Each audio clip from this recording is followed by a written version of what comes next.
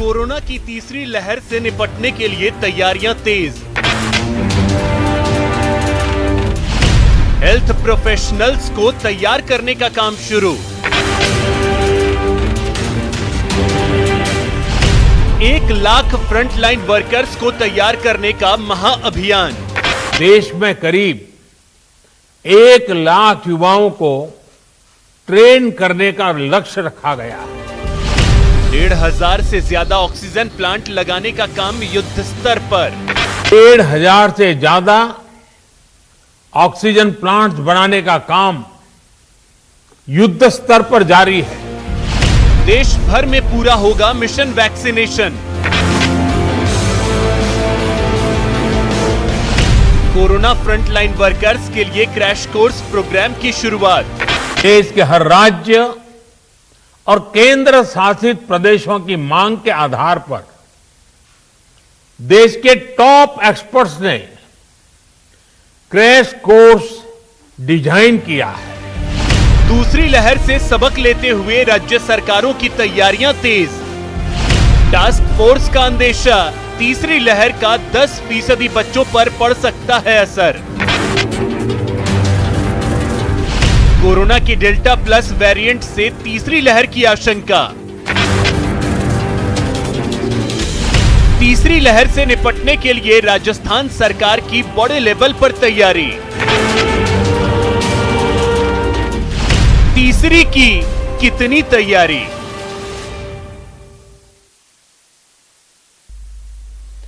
नमस्कार, आप देख रहे हैं न्यूज 18 राजस्थान। आपके साथ मैं हूं अभिषेक। कोरोना की दूसरी लहर मंद पड़ने के साथ ही तीसरी लहर की आशंकाएं जताई जा रही हैं। दूसरी लहर से सबक लेते हुए इस बार तीसरी लहर की आशंका को देखते हुए तैयारियां जोरों पर की जा रही हैं। अभी भी कोरोना पूरी तरह गया नहीं है। वायरस नई चुनौती लेकर आ रहा है। एक्सपर्ट्स ने तीसरी लहर की आशंका व्यक्त की है। कोरोना फ्रंटलाइन वर्कर्स के लिए क्रैश कोर्स प्रोग्राम की शुरुआत की गई है। केंद्र सरकार ने बड़े स्तर पर तीसरी लहर से निपटने की तैयारी की है। साथ ही राज्य सरकारें भी बड़े लेवल पर तैयारी कर रही हैं। तीसरे लहर का बच्चों पर असर होगा, ऐसा कहना है विशेषज्ञों का, लेकिन इसमें भी विशेषज्ञ बंटे हुए नजर आ रहे हैं। लेकिन केंद्र और राज्य बच्चों के लिए बेहतरीन तैयारी कर रहे हैं। क्या है वो तैयारी? कितने तैयार हैं हम? इसी मुद्दे पर चर्चा करेंगे गेस्ट पैनल से।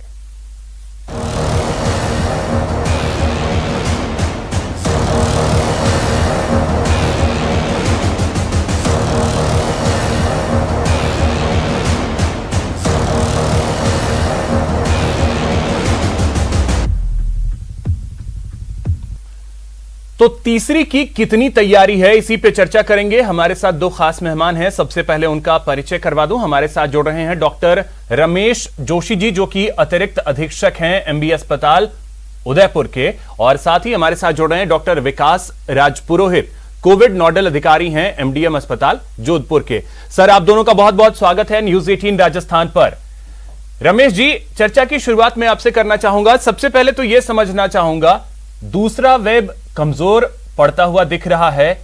तीसरे लहर की आशंका कितनी प्रबल है?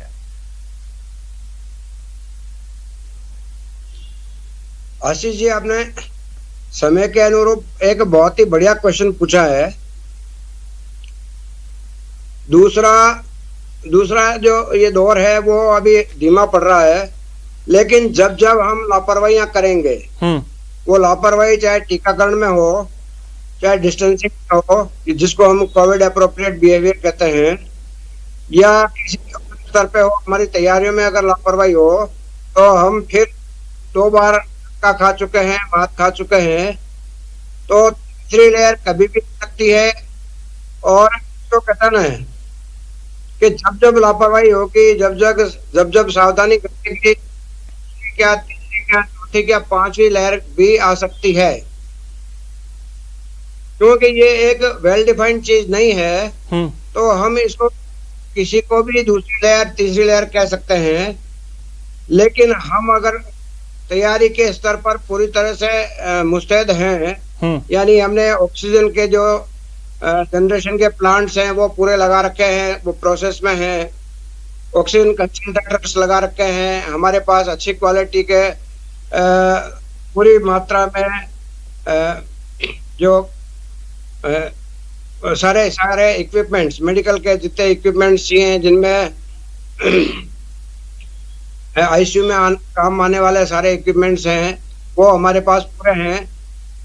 पीपी किट पूरे हैं, मास्क पूरे हैं, सैनिटाइजर्स की पूरी मात्रा हमारे पास है। जो ऑक्सीजन बेड सफिशिएंट मात्रा में हमने तैयार कर लिए हैं।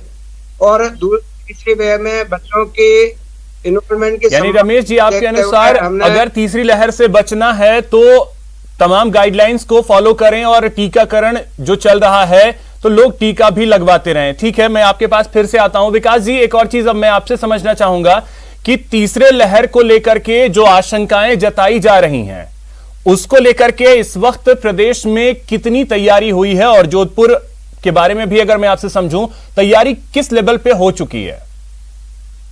बिल्कुल सर, हमारे माननीय मुख्यमंत्री जी के निर्देशानुसार, जिस प्रकार से उनके निर्देशानुसार हमने सेकेंड वेव को कोप अप किया है कि हमारे यहाँ एक भी दिन नो बेड सिचुएशन कहीं भी पूरे प्रदेश में कहीं भी नहीं देखी गई, और कहीं भी कई दवाइयों की कोई कमी, किसी प्रकार का कुछ भी ऐसा अनुभव हमारे साथ नहीं रहा, क्योंकि हम बहुत पहले प्रिपेयरनेस कर चुके थे।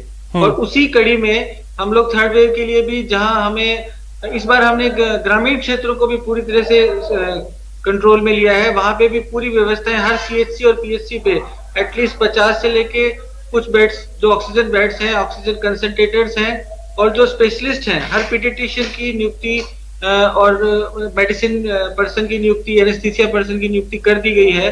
तो हमारा अर्बन एरिया, जिसमें bed expansion, ICU bed expansion, क्योंकि ज्यादा गंभीर रोगी अगर आते हैं तो हमें आईसीयू की आवश्यकता है, उनको हमने 3 गुना कर दिया है।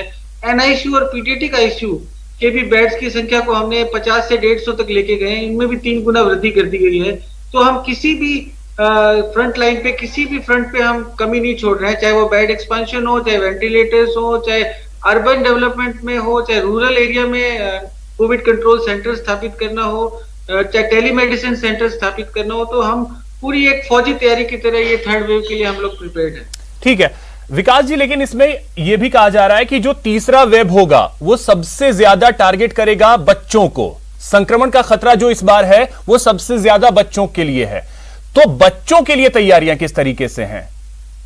बिल्कुल, मैं यही कहना चाहूंगा कि बच्चों के लिए देखो, सबसे इंपॉर्टेंट बात तो है कि बच्चे इन्फेक्ट ही ना हो, उसके लिए हमें अवेयरनेस प्रोग्राम्स और गाइडलाइंस को निश्चित रूप से पूरा मानना पड़ेगा, उनकी फॉलो करनी पड़ेगी।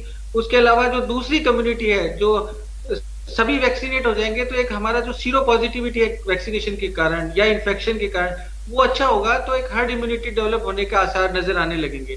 इसके अलावा अगर अस्पताल स्तर पे या पीएचसी सीएचसी स्तर पे हमने पीडियाट्रिशियन की नियुक्ति कर दी है, पीडियाट्रिक से रिलेटेड जो ट्रेनिंग मॉड्यूल्स है, हमारा एक सरकार का इंटेंस कोविड ट्रेनिंग मॉड्यूल चल रहा है, पिछले 2 साल से चल रहा है, उसमें हमने मेडिसिन और पीडिया के अलावा जो दूसरे फैकल्टीज हैं, जो दूसरे हमारे नर्सिंग स्टाफ है, पैरामेडिकल है, आंगनवाड़ी है, उनको भी हम एक सतत एक ट्रेनिंग प्रोग्राम चला के उनको हम तैयार कर रहे हैं, ताकि वो किसी भी पीडियाट्रिक इमरजेंसी को कोप कर सकें। उसके अलावा देखिए सर कि जो एनआईसीयू बेड हैं, जो पीडियाट्रिक आईसीयू बेड्स हैं, उनकी संख्या में हमने वृद्धि कर दी है। सरकार की तरफ से हर मेडिकल कॉलेज स्तर पे करीब 100 से ज्यादा पीआईसीयू और एनआईसीयू बेड्स की स्वीकृति दे दी गई है, और उनकी एस्टेब्लिशमेंट भी होने लगे उनके। तो निश्चित रूप से नेक्स्ट 1 मंथ में अभी ऑलमोस्ट सभी मेडिकल कॉलेज पे पहले की तुलना में 3 गुना पीआईसीयू एनआईसीयू बेड्स आपको उपलब्ध मिलेंगे। और उसके साथ साथ जो सीएचसीज हैं, जो हमारी ग्रामीण क्षेत्र में है, वहां भी हमने 20-20, 25-25 पीआईसीयू बेड्स और टोटल 50 ऑक्सीजन बेड हमने वहां पे कर दिए गए हैं। और ट्रेनिंग हमारी रेगुलर चल रही है। खूब सारे पीडियाट्रिक डॉक्टर्स, मेडिसिन डॉक्टर्स और एनेस्थीसिया के डॉक्टर्स को पोस्टिंग्स मिली है, करीब 1000 से ज्यादा, और उन्हीं सभी क्षेत्रों में चिन्हित करके, तो यानी कि दूसरे वेब से सबक ली गई है और इसी वजह से तीसरे के लिए तैयारी चल रही है। लेकिन रमेश जी, अब एक चीज मैं आपसे समझना चाहूंगा, जो तीसरा वेब कहा जा रहा है, कहा यह जा रहा है कि बच्चों के लिए सबसे ज्यादा नुकसानदेह होगा, बच्चों को सबसे ज्यादा टारगेट करेगा, लेकिन एक्सपर्ट्स जो हैं वो इसमें भी बटे हुए नजर आ रहे हैं। कुछ का यह कहना है कि नहीं, बच्चों को वैसा कोई असर नहीं होगा जैसा पहले वेब में हुआ था, दूसरे वेब में हुआ था कि माइल्ड असर हुआ था बच्चों पे, जो संक्रमित हुए थे माइल्ड असर था उन पे, वैसा ही तीसरे फेज में भी होगा। आपके अनुसार क्या है, तीसरा वेब क्या बच्चों को ज्यादा टारगेट करेगा या माइल्ड ही रहेगा बच्चों के लिए भी? अभिषेक जी, ये जो कोरोना वायरस है, इसके अनुमान ये लगाया जा रहा है कि 1 मिलियन से ज्यादा वेरिएंट्स उपलब्ध हैं। इसमें डेल्टा प्लस की भी बहुत चर्चा है। तो ये कहना बड़ा मुश्किल है कि कौन सा वेरिएंट आएगा, कितना असरकार, कितना मतलब घातक होगा और किस आयु वर्ग के ऊपर ज्यादा घातक होगा। लेकिन हम छोटे बच्चों से, जो हमारे नवजात शिशु हैं, वहां से लेकर के हमारे जो वरिष्ठ नागरिक, बड़े बूढ़े जो घरों में है, वहां तक के लिए, सभी के लिए पूरी तैयारी रखी है। और विशेष रूप से बच्चों की जो संभावना जताई जा रही है, उसको देखते हुए बच्चों के लिए जो मास्क चाहिए, छोटे मास्क होते हैं, इसी तरह से जो उनको इंट्यूबेट करने के लिए जो इक्विपमेंट्स चाहिए, चाहे वो एंडोट्रेकल ट्यूब्स हो, चाहे बाकी संसाधन हो, उन संसाधनों को बहुत अच्छी तरह से एक्वायर किया है और बहुत अच्छी तरह से व्यवस्थित किया है। और हमारे जो आर.एन.टी. मेडिकल कॉलेज उदयपुर है, उसमें तो ऐसे 500 बेड बिल्कुल रेडी टू यूज आज की तारीख तैयार हैं। दवाइयाँ पूरी तैयार है और जो दवाइयाँ बच्चों को दी जाएगी, वो दवाइयाँ थोड़ी जो हम लोग जो वयस्क लोग थे, उनसे थोड़ी सी दवाइयाँ अलग तरह की होंगी। तो उन दवाइयों से लेकर के, अच्छा, ऑक्सीजन जो जनरेशन प्लांट से, वहां से लेकर के इन सारे बेड्स तक पाइपलाइन से ऑक्सीजन सप्लाई हो। हम सिलेंडर को लाने ले जाने के झंझट में पड़ने का रिस्क नहीं उठा सकते। अतः सभी बेड्स को, एक नियम के तहत सभी बेड्स को, सारे ऑक्सीजन बेड्स को पाइपलाइन से कनेक्ट किया है। और वहां पर जितने भी वेंटिलेटर्स उपलब्ध हैं, उनके साथ में जो दवाइयां हैं, उनको अच्छी तरह से।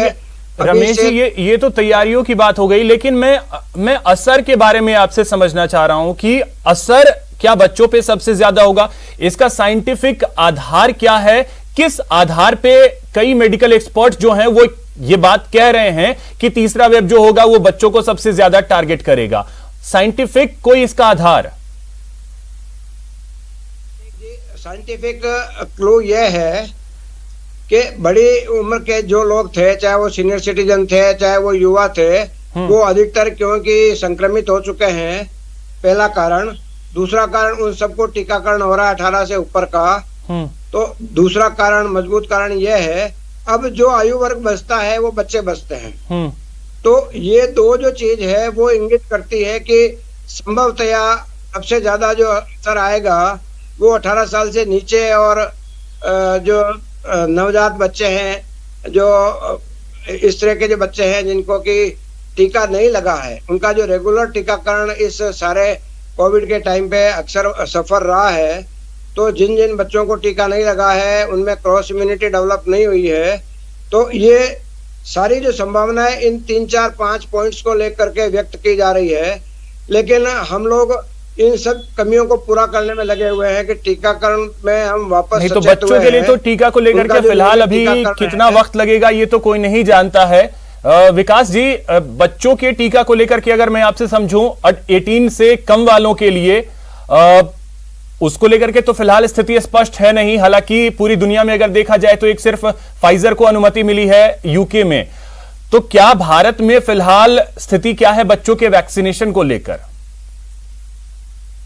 गाइडलाइंस का वैसे इंतजार है और जैसा जोशी सर ने बताया कि बच्चे अभी इसलिए रिस्क पे हैं क्योंकि वो पहले से एक्सपोज नहीं है, उनकी इम्यूनिटी भी उतनी डेवलप नहीं है। पर ऐसा स्टडीज ने भी ये बताया है कि ज्यादातर बच्चे इन्फेक्ट तो होंगे, लेकिन सीरियस वो बच्चे ही होंगे जो पहले से किसी गंभीर बीमारी से ग्रस्त हैं, जो इम्यूनो कॉम्प्रोमाइज हैं। और जहां तक वैक्सीनेशन का सवाल है, अपने भी जो पायनियर इंस्टीट्यूट्स हैं, चाहे वो पीजीआई है, चाहे एम्स है, यहाँ पे trials they have started it. और मैं इसमें हमारे डॉक्टर्स परिवार को भी मैं धन्यवाद देना चाहूंगा कि उन्हीं के बच्चों ने सबसे पहले आगे आके हमारे यहाँ एम्स जोधपुर में टीका लगाया। हमारे कॉलेज की फैकल्टी के बच्चों ने भी टीके लगाए and they are the part of this trial.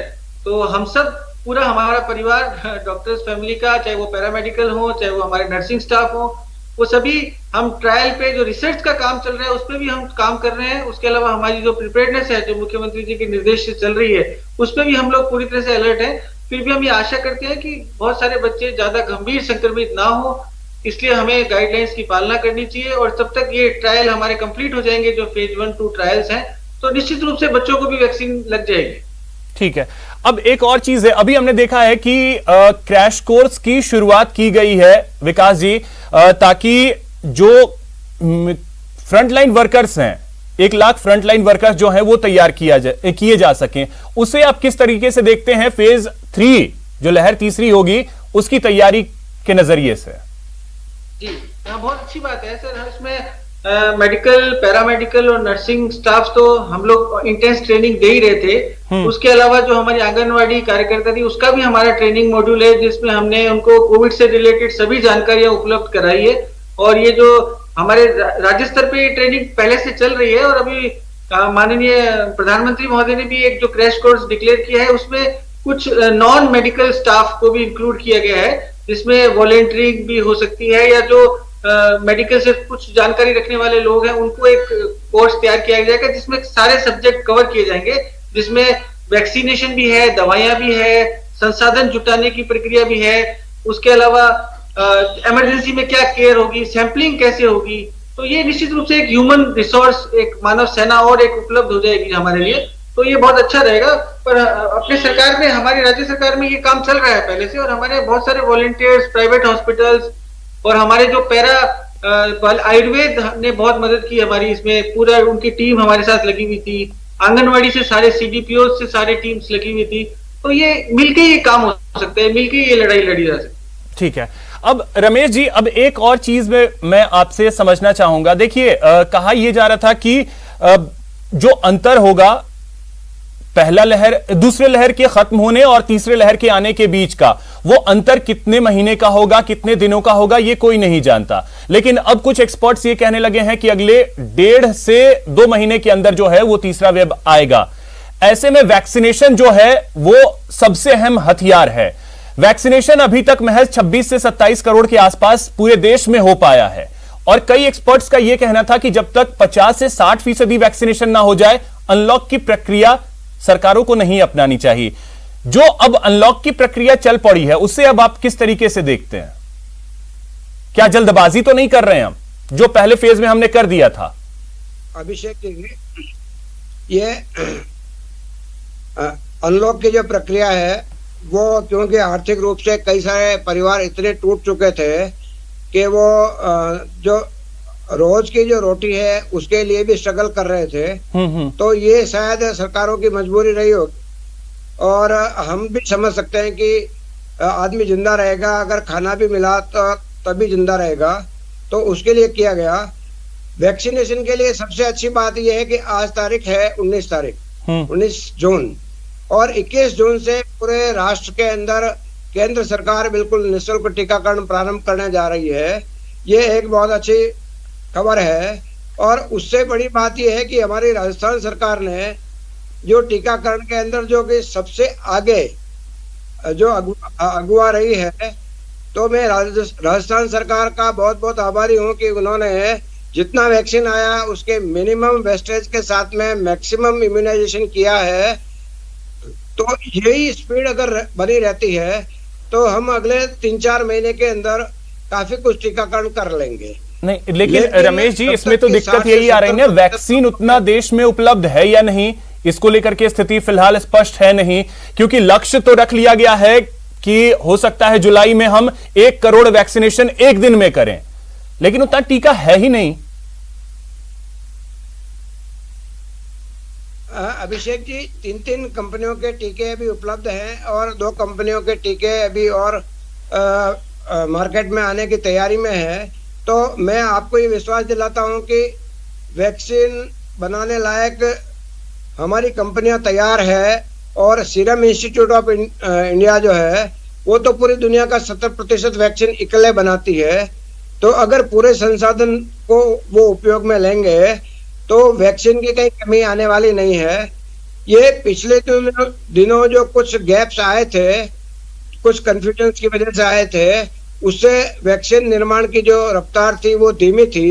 लेकिन अभी जितनी भी खबरें आ रही है इन कंपनियों से, वो खबरें ये है कि ये फुल स्विंग पे टीका निर्माण कर रही है, और इनकी कैपेसिटी इतनी है कि ये प्रतिदिन 1 करोड़ से ज्यादा का टीका उपलब्ध करवा सकती है, जिसमें कोविशील्ड है, कोवैक्सीन है और ठीक है, रशिया की जो स्पुतनिक है। अब एक चीज विकास राज पुरोहित जी, एक यही चीज मैं आपसे समझना चाहूंगा, और जिस तरीके से वैक्सीनेशन की रफ्तार राजस्थान ने पकड़ी थी, एक दिन में 5 लाख तक वैक्सीनेट राजस्थान कर पा रहा था, फिर अचानक से वो डाउन हुआ, फिर अप हुआ, फिर डाउन हुआ, ये समस्या क्या हम उम्मीद करें कि किस तारीख के बाद खत्म हो जाएगी? बिल्कुल, आपको जैसा ज्ञात होगा कि हमारा प्रदेश पूरे भारत में अव्वल था वैक्सीनेशन में। बिल्कुल। और जो जज्बा और जो जोश वैक्सीनेशन में हमारे लोगों में देखने को मिला कि वेटिंग है, लाइंस लगी हुई है, सब लोग तैयार है। मतलब आप 100 साल का वृद्ध भी वैक्सीनेशन के लिए तैयार है, 18 साल का युवा भी तैयार है, इवन ग्रामीण क्षेत्रों में भी अभूतपूर्व उत्साह देखा गया है। तो हमें लगता है कि हमारा इंफ्रास्ट्रक्चर बिल्कुल अच्छा है, हमारे वैक्सीन सेंटर सारे रेडी हैं, हमारा जो डीप फ्रीजिंग होता है, जो जिसमें वैक्सीन हमको रखनी होती है, जो हमारा वैक्सीन ट्रांसपोर्टेशन व्हीकल्स है, वो हमारे सब तैयार हैं। हमारा जनता वैक्सीन के लिए वेट कर रही है, सभी लोग। तो यानी कि विकास जी, मैं सीधे शब्दों में अगर आपसे समझूं तो तीसरी लहर के लिए राजस्थान तैयार है। राजस्थान तैयार है, सतर्क है, सजग है और तैयार है। बिल्कुल। चलिए, बहुत शुक्रिया विकास जी और रमेश जी, आप दोनों का हमारे साथ जुड़ने के लिए, इस चर्चा में शामिल होने के लिए। तो तीसरी लहर के लिए राजस्थान तैयार है, देश भी तैयार है, यही उम्मीद की जानी चाहिए। फिलहाल इतना ही, नमस्कार।